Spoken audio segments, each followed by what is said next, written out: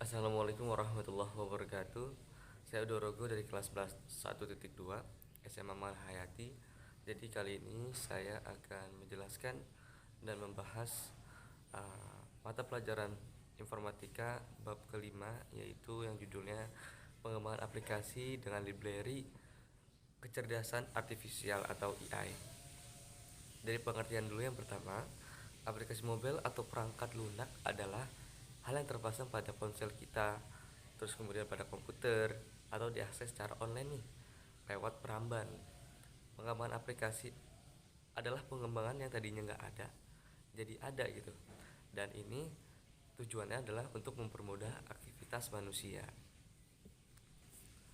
Kemudian pengembangan aplikasi dibagi menjadi 4, yaitu yang pertama web application, yang kedua desktop application, yang ketiga adalah mobile application, dan yang keempat adalah inventor application.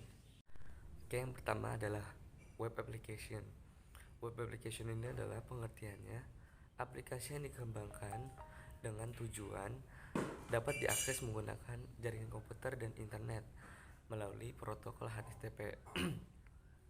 Aplikasi ini kebanyakan diakses menggunakan browser, namun ada nih juga yang berbentuk client side yang terpasang pada printer lokal, namun tetap proses komputasinya berada di server utama.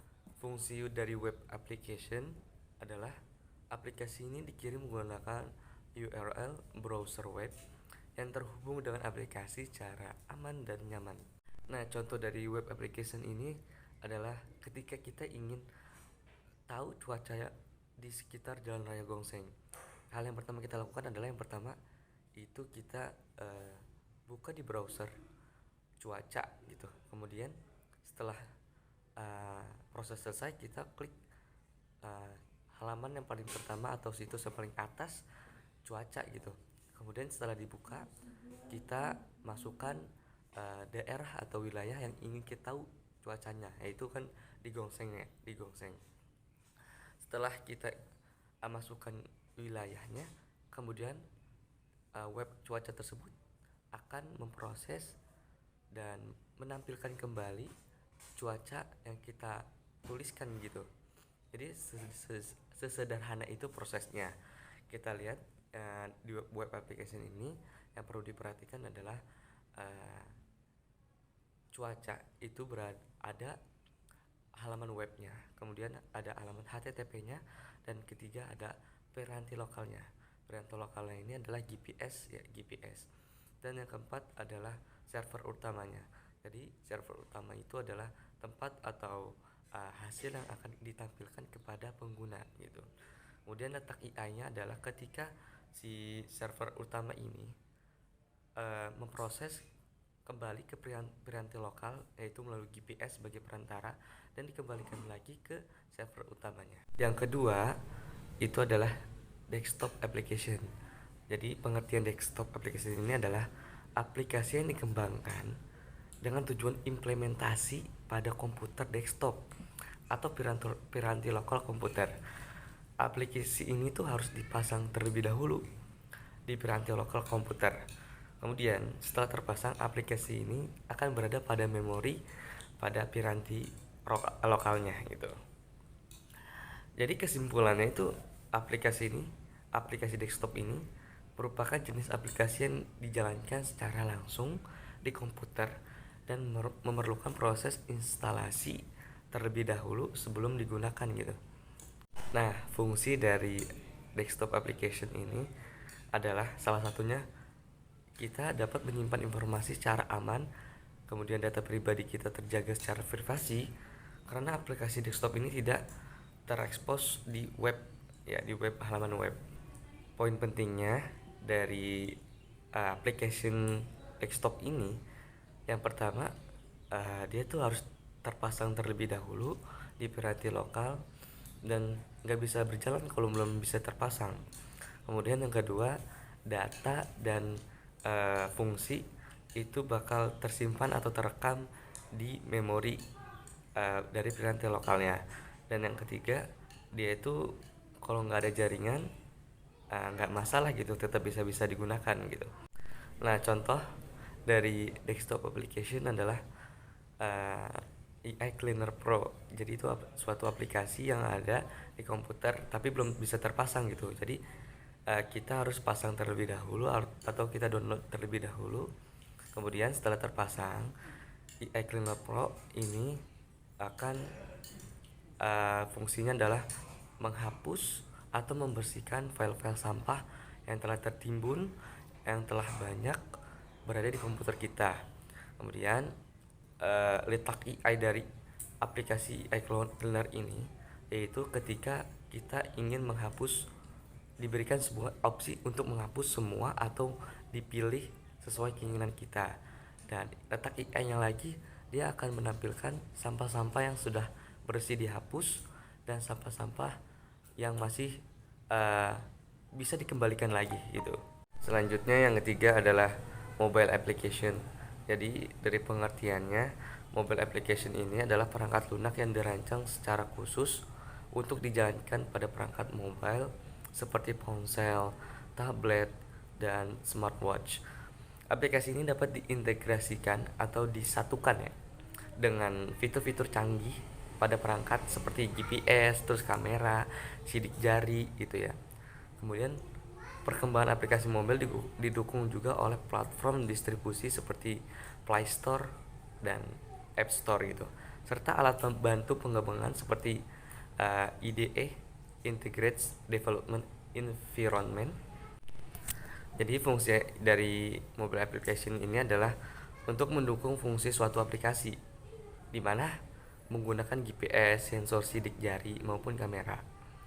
Dan kemudian poin pentingnya, yang pertama, aplikasi mobil adalah aplikasi yang berjalan di perangkat mobile kita gitu, seperti ponsel, tablet, dan smartwatch.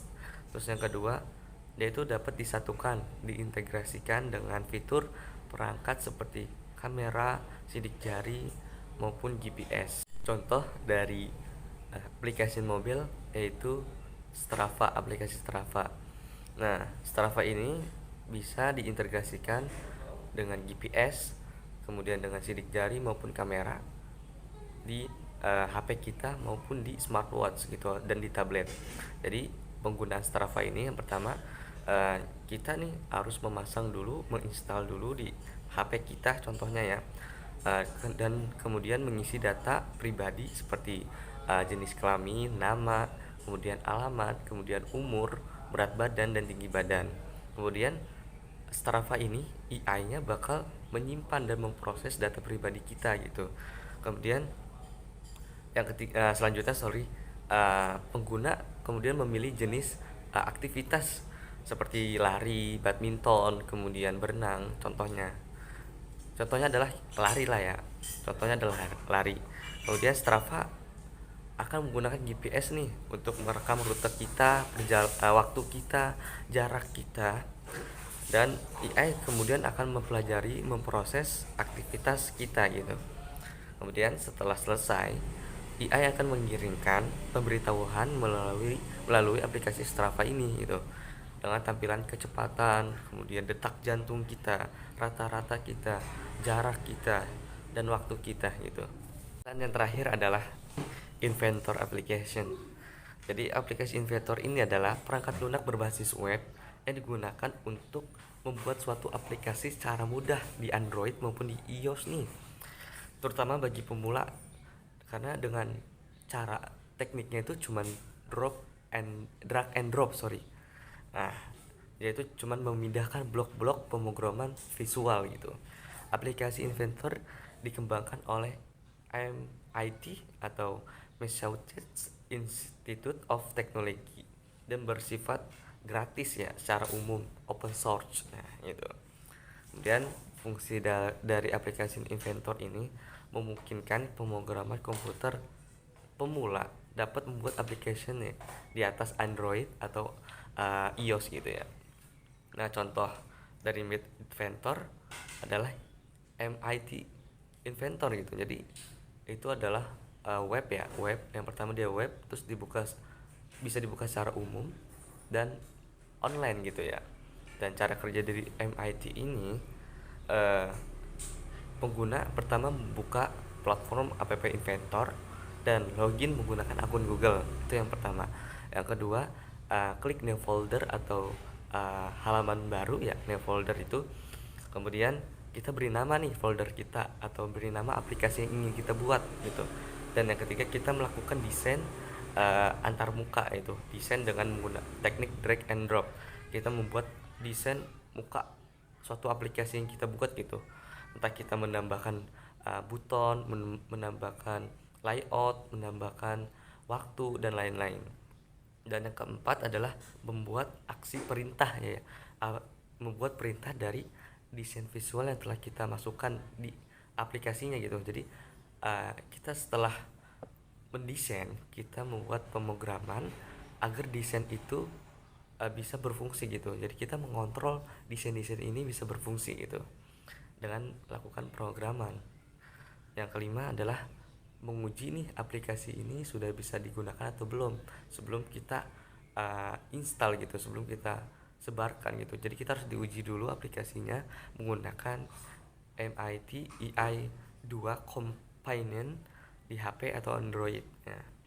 Dan terakhir, setelah uji aplikasi berhasil, yaitu kita sebagai pengguna menyimpan proyek lalu mengekspor ke file untuk diinstal maupun dibagikan.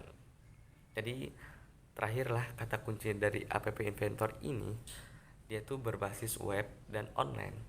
Kemudian dia open source atau bisa dibuka secara umum, dan terakhir adalah dia programming tanpa kode gitu. Jadi mudah sekali. Mungkin itu saja sekian yang bisa saya bahas dan saya bisa jelaskan dari bab kelima tentang pengembangan aplikasi dengan library kecerdasan artifisial atau AI. Sekiranya kurang lebihnya mohon maaf. Wassalamualaikum warahmatullahi wabarakatuh.